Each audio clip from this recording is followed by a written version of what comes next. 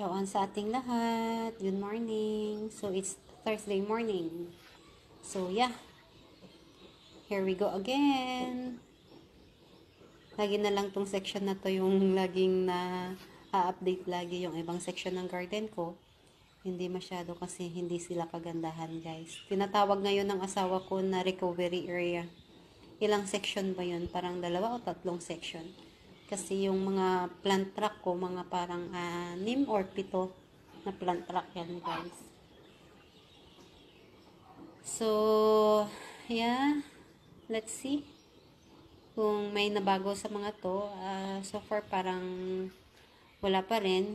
Actually, ito yung may mga bumps. Kaso lang, guys, talagang sadyang binili ko na wala silang bumps kasi gusto ko sa akin sila magkakaroon ng bukol. But until now, it seems like na unsuccessful pa rin. Ito nga si pistachio, ayan no, nawawala na yung drops niya.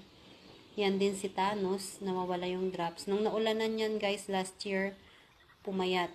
Hanggang ngayon, ganyan pa rin yung itsura. Itong, yan, si Thanos na yan, so far, okay naman, kaso lumiit na yung mga drops niya. And, ayan, mga dugong tong mga to. That's all, guys. Bye-bye for now.